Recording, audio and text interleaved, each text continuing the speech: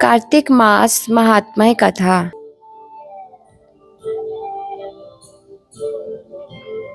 राजा पृथु ने कहा, हे मुनि श्रेष्ठ नारद जी, आपने कार्तिक माह के व्रत में जो तुलसी की जड़ में भगवान विष्णु का निवास बताकर उस स्थान की मिट्टी की पूजा करना बतलाया है।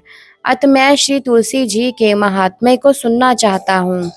तुलसी जी कहाँ और किस प्रकार उत्पन्न हुई, यह बताने की कृपा करें। नारद जी बोले, राजन, अब आप तुलसी जी की महत्ता तथा उनके जन्म का प्राचीन इतिहास ध्यान पूर्वक सुनिए।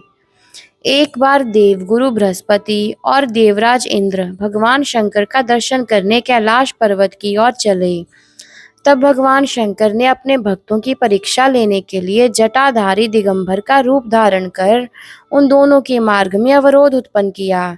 यद्यपि वह तेजस्वी, शांत, लंबी भुजा और छोटी चौड़ी छाती वाले गौर वर्ण अपने विशाल नेत्रों से युक्त तथा सिर पर जटा धारण किए हुए वैसे ही बैठे थे, तथापि उन भगवान शंकर को ना पहचान कर इंद्र ने उनसे उनका नाम व धाम आदि पूछते हुए कहा कि क्या भगवान शंकर अपने स्थान पर हैं या कहीं गए हुए हैं।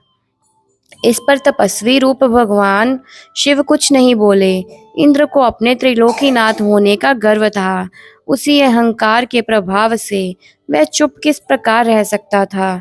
उसने क्रोधित होते हुए उस तपस्वी को धुड़क कर कहा, अरे, मैंने तुझसे कुछ पूछा है और तू उसका उत्तर भी नहीं देता। मैं अभी तुझ पर वज्र का प्रहार करता हूँ, फिर देखता हूँ कि कौन तुझे दुर्मति की रक्षा करता है।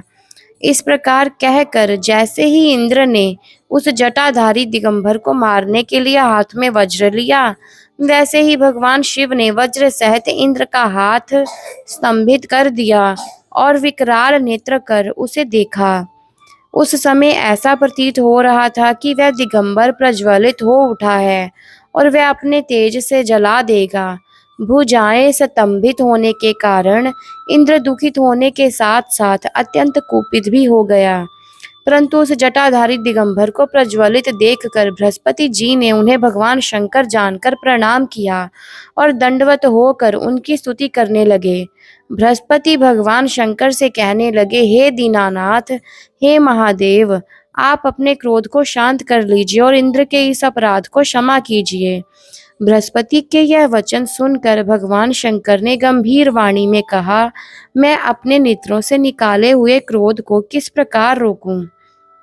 तब बृहस्पति ने कहा, भगवान, आप अपना भक्त वत्सल नाम सार्थक करते हुए अपने भक्तों पर दया कीजिए।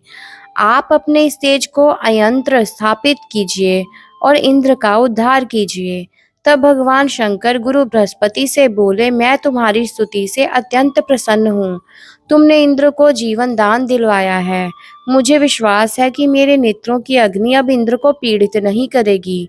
बृहस्पति जी इस प्रकार कहकर भगवान शिव ने अपने मस्तक से निकले हुए अग्निमय तेज को अपने हाथों में ले लिया और वे फिर उसे क्षीर सागर में डाल दिया।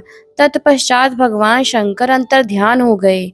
इस प्रकार जिसको जो जानने की कामना थी उसे जानकर इंद्र तथा बृहस्पति अपने अपने स्थान को चले गए।